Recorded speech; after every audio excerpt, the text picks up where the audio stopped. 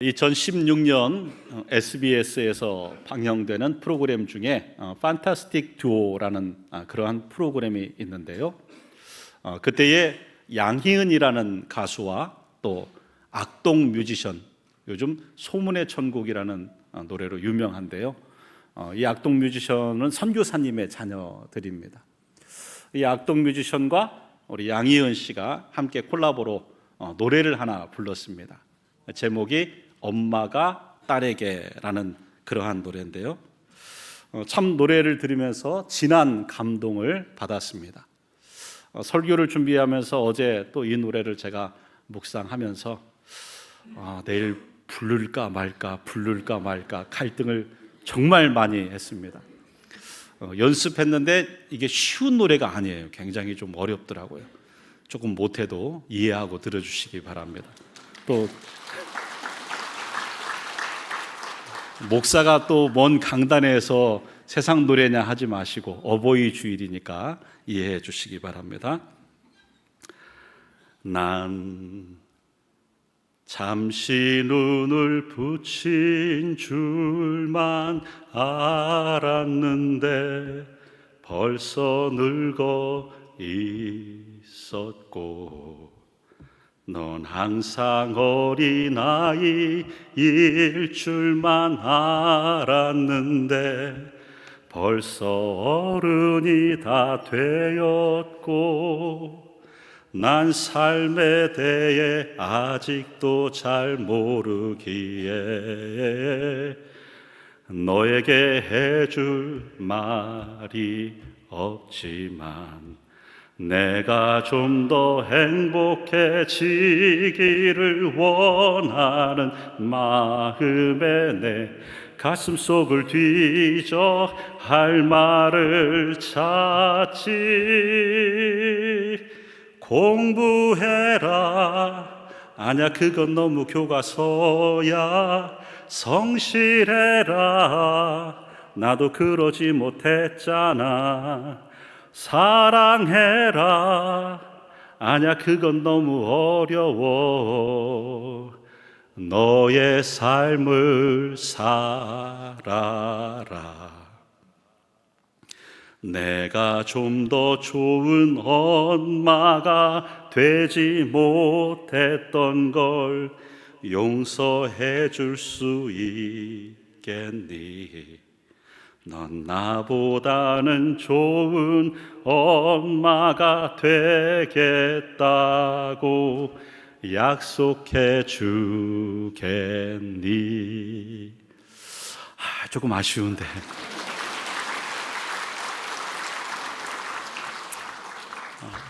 난 잠깐 눈 붙인 줄 알았는데 벌써 늙어 있고 넌 내 눈에 항상 어린아이 같이 생각했는데 어느새 어른이 되었고 난 아직 삶에 대해서 잘 모르지만 너가 행복하기 위해서 뭔가 말은 해주고 싶은데 말하는 건 다 잔소리 같은 소리가 되는 것 같고 또 나도 지키지 못하고 있는 걸 너에게 말하는 것 같고 미안한 마음이죠. 내가 좀 더 좋은 엄마가 되지 못한 거 용서해 줘. 너는 나보다 더 좋은 엄마가 되기를 약속해 줘. 참 진심 어린 엄마의 마음이 담겨져 있습니다. 아마 여기 계신 부모님들 다 같은 마음일 거예요. 좀 더 좋은 엄마, 좋은 아빠가 되고 싶은데 그러지 못해서 열심히 해주고 평생 해주고도 미안한 마음.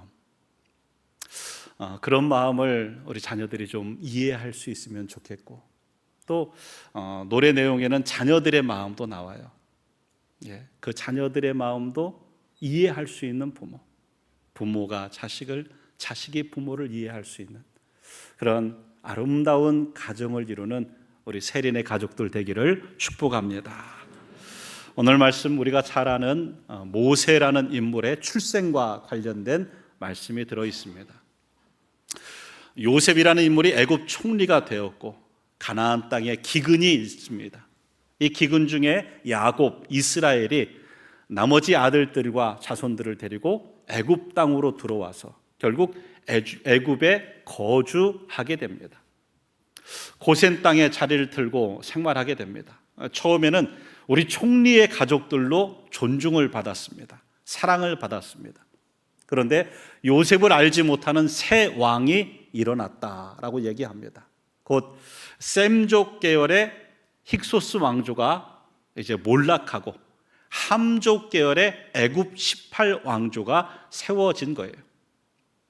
그러니까 힉소스 왕조와 사실 이스라엘은 히브리 민족들은 같은 셈족입니다. 그런데 애굽 18왕조는 함족이에요. 애굽 18왕조의 눈에는 이 셈족 계열의 이스라엘 자손이 불편합니다. 430년이 지나는 동안 이 히브리 민족은 굉장히 생육하고 번성하여집니다. 그러자 애굽 18왕조에서는 야, 저들이 이렇게 계속 커져가는데 힘이 세워지는 것 같은데 만일 우리가 우리의 대적과 전투를 벌였을 때 저들이 우리 대적편에 들어서 우리와 싸우고 우리를 떠나게 되면 어떻게 되는가? 우리가 그렇게 안 되도록 강력한 통제 정치를 해야겠다. 그래서 각 감독을 두고 저들을 강제 노동 동원을 시킵니다. 애굽의 국고성 비돔과 라암셋을 건축하는 일을 맡깁니다.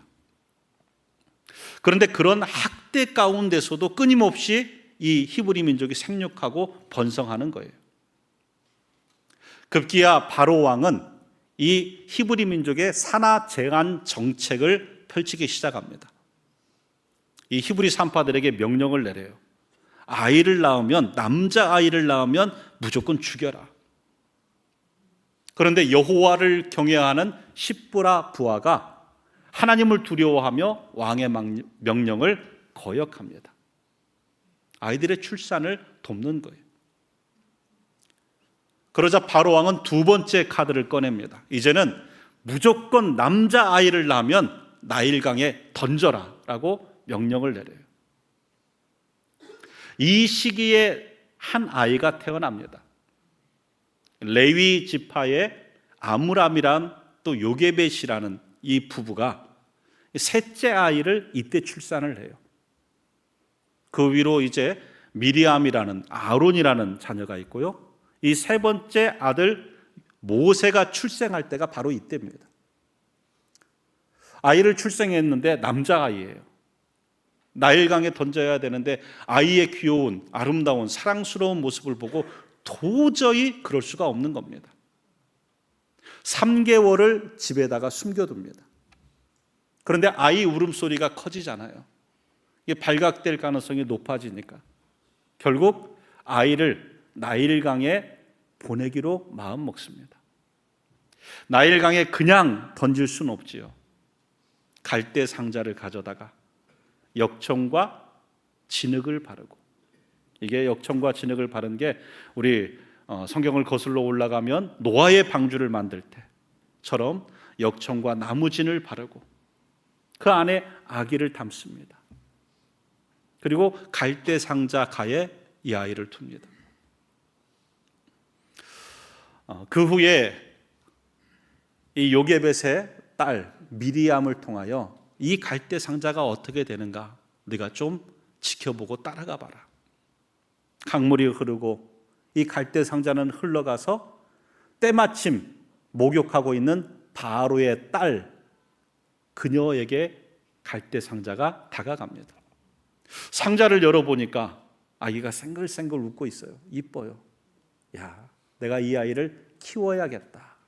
마음을 먹습니다. 아기를 안고 키우려는 모습을 보고 이 미리암이 얘기하죠. 혹시 유모가 필요하세요? 필요하다고. 내가 싹스를 줄 테니까 이 젖먹일 유모를 데리고 오라고. 미리암이 요게벳 자기의 어머니를 데리고 와서 요게벳이 왕궁에서 이 모세를 양육합니다. 이 모세라는 이름, 이 하세스투 공주거든요. 이 공주가 아이를 물에서 건져냈다라고 해서 건져냄 모세라고 이름 짓습니다. 그런데 하나님께서 그 이름에 깊은 의미가 있죠. 이스라엘 백성을 애굽에서 이 모세를 통하여 건져내시고 출애굽의 아름다운 역사를 이루게 하셨습니다. 여러분, 믿음이라는 것 여러 가지 정의할 수 있지만 제가 자주 말씀을 드립니다. 믿음이라는 것은요, 내가 할 수 있는 것에 최선을 다하는 것, 또 내가 할 수 없는 일에는 하나님을 신뢰하고 맡기는 것이 믿음입니다. 하나님 믿습니다 하고 아무것도 하지 않는 거 믿음 아니에요. 내게 주신 건강, 내게 주신 지혜, 내게 주신 경험, 내가 할 수 있는 것들로 주신 달란트로 최선을 다하는 것 믿음입니다. 그러나 내가 할 수 없는 것을 만나게 될 때는 하나님을 신뢰하고 맡기는 거예요. 노아가 방주를 짓는 것, 그거는 120년이 걸려도 내가 할 수 있는 일입니다. 120년 걸려도 최선을 다합니다. 그러나 방주 안에 세상에 있는 모든 동물, 정결한 거, 부정한 거, 암수 2쌍, 7쌍을 넣는 것은 모세가 몇백 년을 찾아다녀도 잡을 수 없어요. 할 수가 없습니다. 그건 하나님께서 하실 일로 신뢰하고 맡기는 거예요. 오늘 요게벳과 아므람이 그렇습니다. 자신들이 할 수 있는 일에는 최선을 다합니다. 아기를 나일강에 던지라는 그 추상 같은 명령에도 3개월 동안 아이를 사실 생명을 걸고 하는 행동입니다.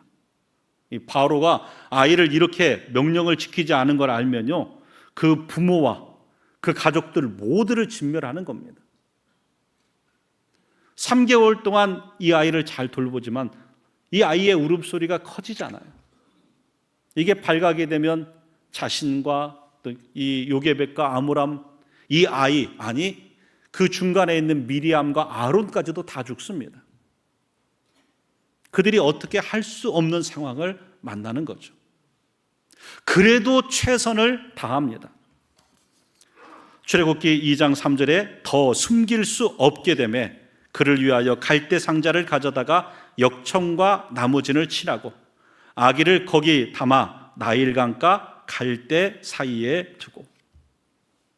아기를 어떻게 강가에 던집니까? 갈대 상자를 가져다가 내가 할 수 있는 최선을 다합니다.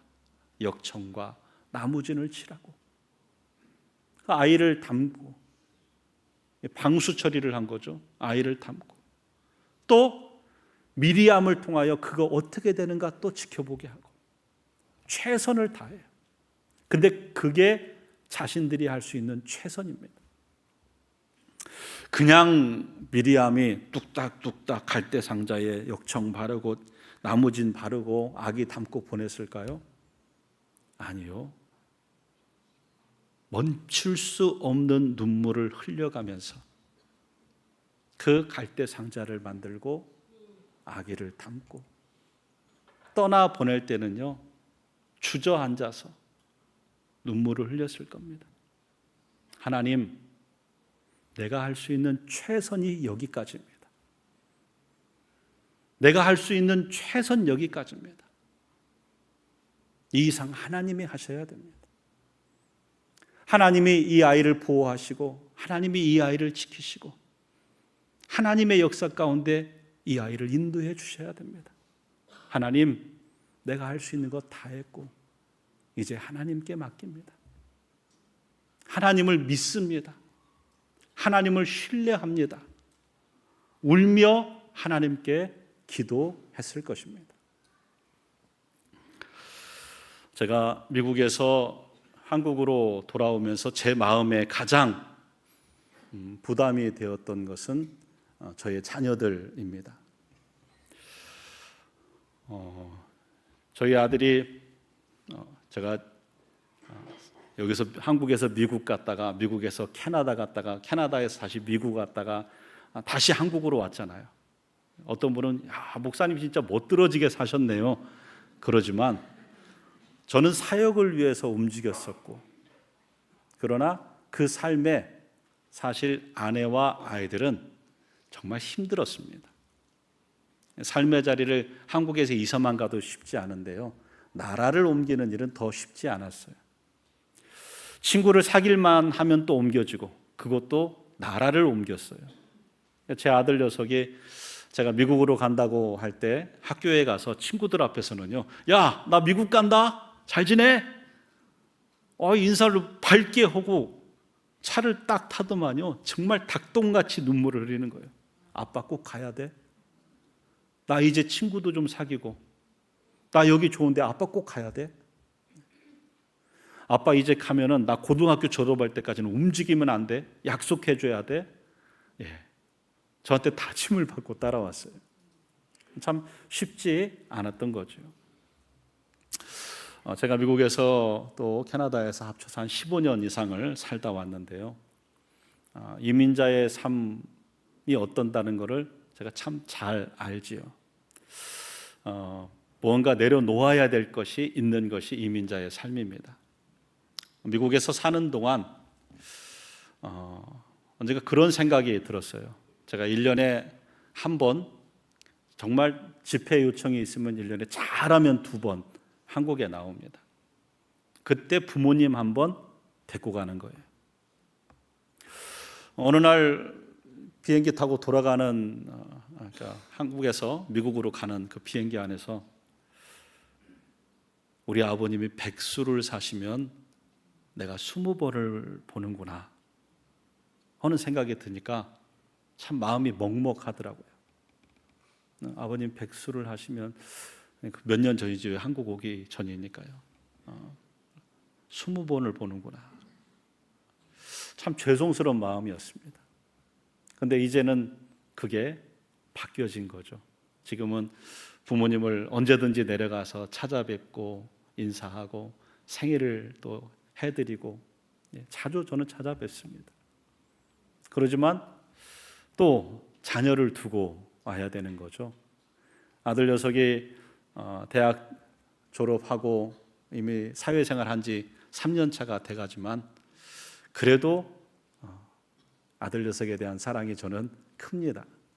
딸은 한국으로까지 데리고 왔지만 또 대학을 미국으로 진학하니까 집사람하고 가서 한 1년 있다가 또 대학 진학하고 두고 왔습니다.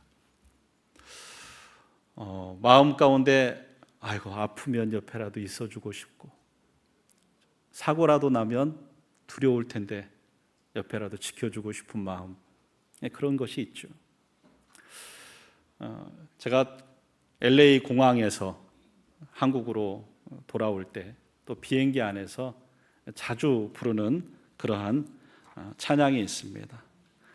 너의 삶의 참 주인, 너의 참 부모이신 하나님 그 손에 너의 삶을 맡긴다.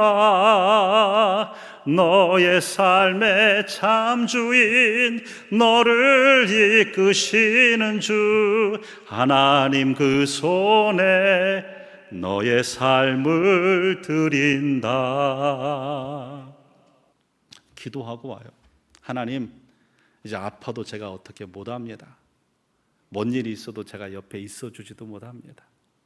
하나님이 해주셔야 됩니다. 하나님이 보호하시고 하나님이 지켜주시고 하나님이 인도해 주셔야만 됩니다. 내가 할 수 있는 것은 내가 최선을 다했지만 이제 하나님, 내가 할 수 없는 영역입니다. 하나님 믿습니다. 하나님께 맡깁니다. 이게 우리의 마음인 줄 믿습니다. 여러분들도 최선을 다했지만 어느 순간 내가 할 수 없는 한계를 만나는 거죠. 그때는 하나님을 신뢰하는 겁니다. 하나님께 맡길 때 우리 하나님께서 우리 자녀들의 삶을 인도하시고 보호하여 주실 줄 믿습니다. 두 번째, 오늘 어버이 주일입니다. 여러분, 효에 대하여 우리가 여러 가지 모습으로 정의할 수 있을 것입니다. 부모님과 같이 있어 드리는 것도 효입니다. 또 부모님께 용돈도 잘 드리는 것도 효입니다. 그러나 부모님의 마음을 이해하는 것, 이것이 효 중의 효라고 말씀드릴 수 있습니다. 요게벳을 한번 생각해 봅니다. 아이를 갈대 상자에 띄워 보냈습니다. 버린 것이 아니죠. 하나님을 믿고 맡긴 것입니다.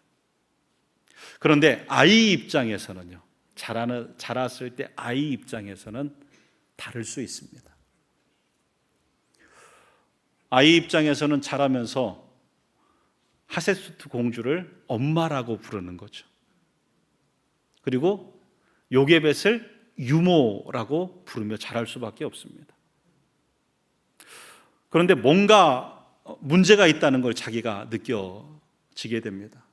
왜냐하면 앞서 말씀드렸듯이 애굽 18왕조는 함족 계열입니다. 그러니까 노아의 세 아들 셈, 함, 야벳이 있는데 셈족은 크게 간단하게 얘기하면 우리 같은 유색인 계열이 셈족이에요. 유대인도 셈족입니다. 우리 동양 사람들 셈족이에요. 야벳 족속은 백인 족속이 야벳입니다. 그리고 함족은 여러분 흑인 계열입니다. 아프리카 사람들 이제 흑인 계열이잖아요. 애굽 사람들 함족, 애굽 18왕조는 함족 계열의 사람입니다. 아이가 자라면서 알죠. 우리 엄마하고 나하고 다르네. 엄마는 새카만데 나는 노래. 왜 그러지? 그러면서 성장하면서 유모는 나랑 닮았는데 어느 순간 자랐을 때 어렸을 때부터 얘기할 수 없죠. 어렸을 때 얘기해서 요게벳을 엄마라고 부렀다가는 큰일 나잖아요. 어느 순간 성장해서 이해할 수 있을 때 요게벳이 얘기했을 겁니다. 사실은 너 갈대 상자에 내가 보낼 수밖에 없었고 이 공주님이 너를 만났던 거다. 엄마 입장에서는 믿고 하나님께 맡긴 거지만 여러분 10대의 아이나 20대의 반항기 있을 때의 아이들이 그렇습니까? 엄마 왜 나를 버렸어? 엄마 어떻게 나한테 그럴 수가 있어? 아무리 그래도 나를 지켰어야지 어떻게 나를 갈대 상자에 떠나보낼 수가 있어? 라고 할 수 있는 거죠. 그러나 성경 전체를 보면 모세는 그 어머니의 마음을 받아들입니다. 그리고 오히려 히브리 동족을 구하고자 하는 마음을 가졌다라고 이야기합니다.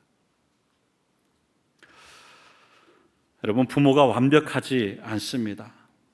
부족하고 실수하고 또 한계를 만납니다.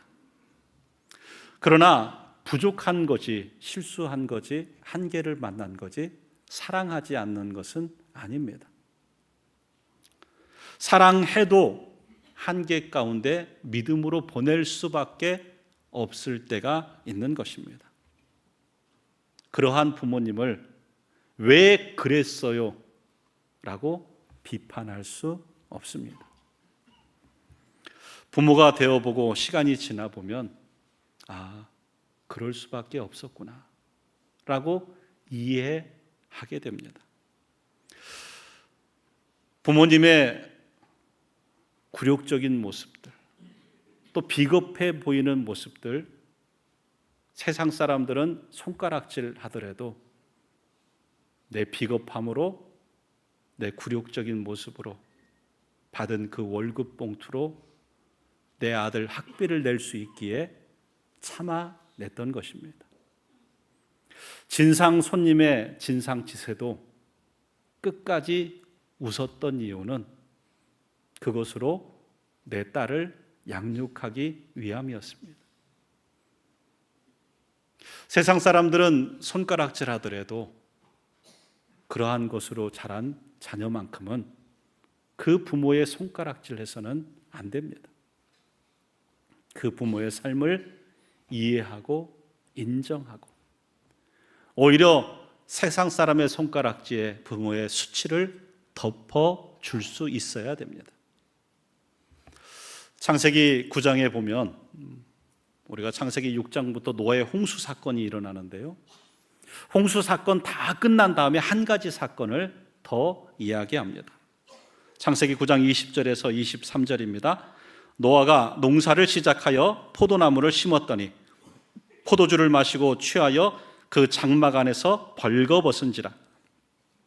가나안의 아버지 함이 그의 아버지의 하체를 보고 밖으로 나가서 그의 두 형제에게 알림해 셈과 야벳이 옷을 가져다가 자기들의 어깨에 메고 뒷걸음쳐 들어가서 그의 아버지의 하체를 덮었으며 그들이 얼굴을 돌이키고 그들의 아버지의 하체를 보지 아니하였더라. 노아가 포도나무 열매로 포도주, 술을 처음 만들었어요. 그런데 그 술 먹고 취해서 장막 안에 발가벗겨져 있었습니다. 아들 함이 그것을 보고요, 나가서 형제들에게 알렸다. 여기서 이 알렸다는 표현이 조롱하다는 의미와 함께 되어 있는 표현입니다. 그런데 그 이야기를 듣고 셈과 야벳은요, 뒷걸음쳐서 옷을 하나 가지고 들어가서 아버지 하체를 보지 않고 그걸 덮어 드립니다. 여러분, 노아가 왜 술을 그렇게 취했을까요? 믿음의 사람 노아가 술 취할 수 있어? 아니요. 여러분 보세요.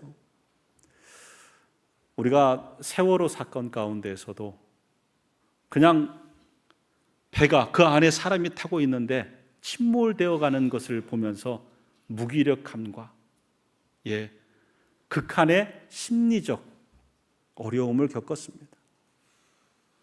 그런데 노아는요, 120년 동안 미친 사람이라는 소리를 들으며 방주를 지었죠. 그리고 비가 오기 시작합니다. 여러분, 밖에 사람들이 다 죽어가는 거예요. 노아 이 방주 안에 외에는 모든 인류가 다 죽어가는 거예요. 밖에 소리가 들립니다. 노아, 우리가 잘못했어. 노아, 제발 살려줘. 노아, 줄 좀 내려줘. 노아, 문 좀 열어줘. 살려줘, 살려줘. 수많은 사람들이 외쳐댔을 것입니다. 방주에 나온 후 술을 한 잔 먹고 나서 이거 아니면 견디기 힘든 노아의 마음. 함은 조롱했지만 셈과 야벳은 우리 아버지 얼마나 힘드셨을까? 우리 아버지 얼마나 괴로우셨을까? 아버지의 수치를 덮어드렸습니다. 그렇게 아버지를 이해하는 셈과 야벳에게는 노아가 축복하고 그 축복의 족속들이 되고, 가나안의 아비 함 족속은 노아의 저주를 받게 되는 것입니다. 그 시대의 그 상황에 그럴 수밖에 없었던 아버지의, 어머니의 아픔을 이해해야 됩니다. 다른 사람들은 손가락질 하더라도 우리는 그래서는 안 됩니다. 그 부모의 수치를 덮어드리고 오히려 나를 통하여 그 부모가 자랑스럽게 될 수 있도록 해야 됩니다. 여러분, 자녀는 그러한 모습으로 부모를 효를 다해야 되고, 부모는 여러분 그러지 않을 분은 없습니다. 내가 할 수 있는 최선을 다하여 양육하고, 우리가 마지막까지 양육하는 거예요. 저희 아버지를 보면요, 제가 집에 들어가면 항상 저희 아버지의 뒷모습을 봅니다. 성경을 읽고 계시는 뒷모습. 저를 마지막까지 양육하시는 거예요. 삶으로 양육하는 거예요. 마지막까지 최선을 다하고, 내가 할 수 없는 것을 만날 때는 하나님을 신뢰하고 맡기시기 바랍니다. 그렇게 서로를 사랑할 때 아름다운 믿음의 가문, 가정이 될 줄 믿습니다. 우리 세린의 모든 가정이 이렇게 부모와 자식 간에 아름다운 사랑이 넘쳐날 수 있기를 주님의 이름으로 축복합니다. 오늘 찬송은 조금 어려울 수 있는데요, 같이 부르긴 아는 분들이 좀 적을 수 있습니다. 그런데 영상도 나오니까 영상을 또 보시면서 아시는 분은 함께 불러주시고, 또 모르시는 분은 배워가면서 또 영상 안에서 오늘 설교의 내용이 다 담겨져 있습니다. 함께 요게벳의 노래 찬양 부르지요.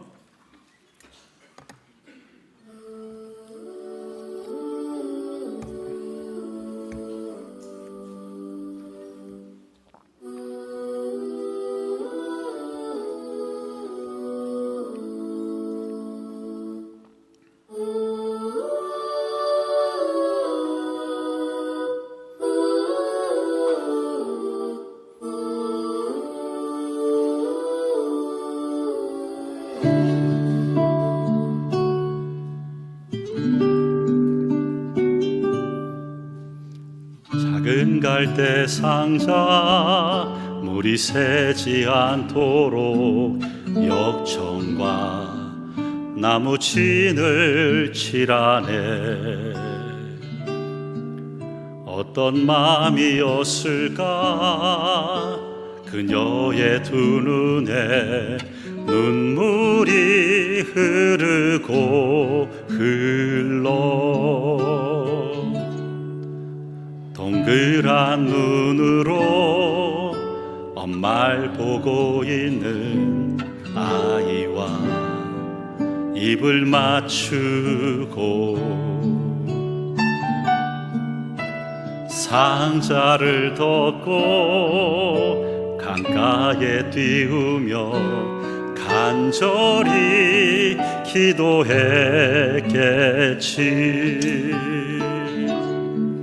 정처 없이 강물에 흔들흔들 흘러내려가는 그 상자를 보며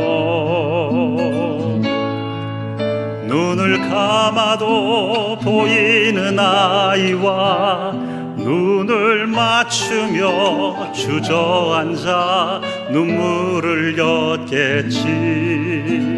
너의 삶의 창주인 너의 장부모이신 하나님 그 손에 너의 삶을 맡긴다. 너의 삶의 참주인 너를 이끄시는 주 하나님 그 손에 너의 삶을 드린다.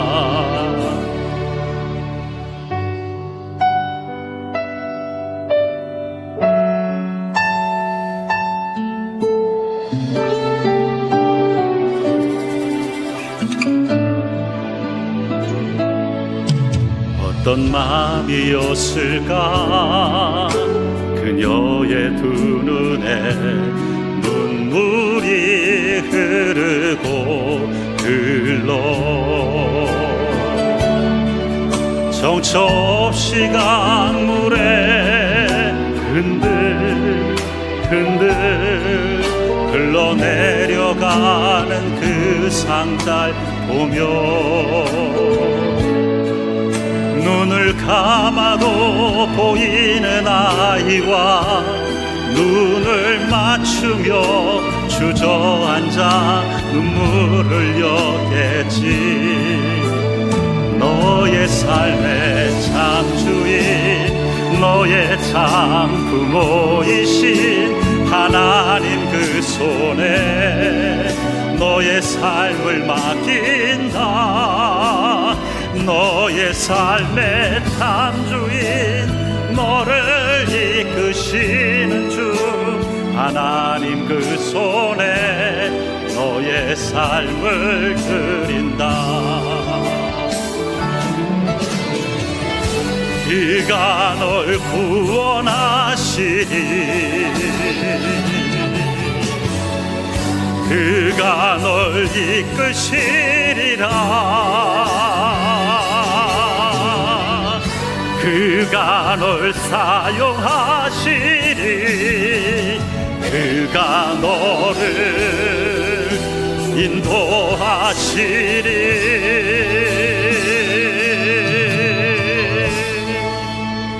너의 삶의 참주인 너의 삶의 참주인 너의 참 부모이신 하나님 그 손에 너의 삶을 맡긴다. 너의 삶의 참 주인 너를 이끄시는 주 하나님 그 손에 너의 삶을 드린다. 너의 삶의 참 주인 너의 참 부모이신 하나님 그 손에 너의 삶을 맡긴다. 너의 삶의 참 주인 너를 이끄시는 주 하나님 그 손에 너의 삶을 드린다. 어떤 마음이었을까 그녀의 두 눈에 눈물이 흐르